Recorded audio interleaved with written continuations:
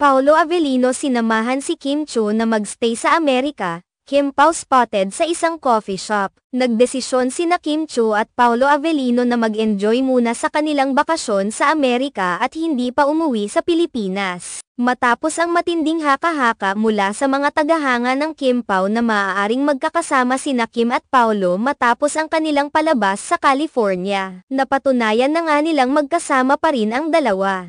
Nakita ang magka-partner sa isang lugar sa Amerika. Kasama nila ang kanilang kaibigan na si David Milan. Ang kasiyahan ng mga tagahanga ng Kim Pao ay hindi maipaliwanag. Ito ay dahil sa kanilang mga hinala na magkasama pa rin sina Kim at Paolo pagkatapos ng kanilang show sa ASAP, California. Ayon sa mga ulat, ipinakita ng kanilang paglalakbay sa Amerika ang kanilang close na relasyon na nagpatuloy kahit matapos ang kanilang professional engagements. Ang presensya ni David Milan sa kanilang trip ay nagbigay ng dagdag na kagalakan sa kanilang mga tagahanga na labis na natuwa sa kanilang pagsasama. Ang mga tagahanga ay puno ng kagalakan at kasiyahan dahil sa mga bagong update sa kanilang idolong Kim at Paolo. Ang pagkakasama ng tatlo sa Amerika ay isang patunay na ang kanilang friendship at relasyon ay mas matatag kaysa sa inaasahan ng marami. Ang mga larawan at balita mula sa kanilang biyahe ay naging viral sa social media, na nagpapakita ng kanilang masayang paglalakbay at pag-e-enjoy sa oras na magkakasama sila. Sa kabila ng mga spekulasyon, ang mga tagahanga ay patuloy na umaasa na magpapatuloy ang magandang relasyon ni Kim at Paolo. Ang kanilang pagbiyahe sa Amerika ay isang pagkakataon para sa kanila na mag-relax at maglaan ng oras para sa isa't isa, malayo sa mga pangkaraniwang abala sa kanilang buhay sa Pilipinas.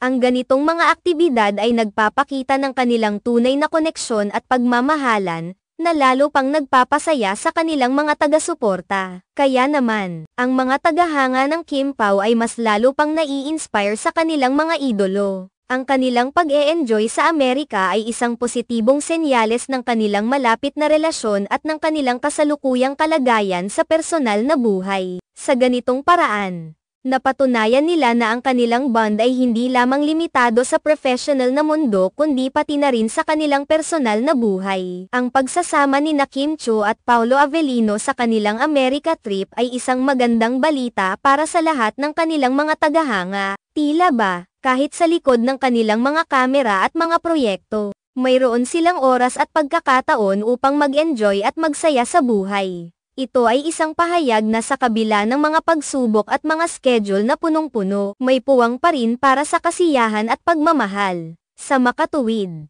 ang kanilang pagbisita sa Amerika ay hindi lamang simpleng bakasyon kundi isang simbolo ng kanilang matatag na relasyon at patuloy na pagkakaibigan. Ito ay isang magandang halimbawa ng kung paano ang tunay na koneksyon sa pagitan ng mga tao ay nagpapatuloy at lumalago kahit sa kabila ng abalang buhay at mga professional na responsibilidad.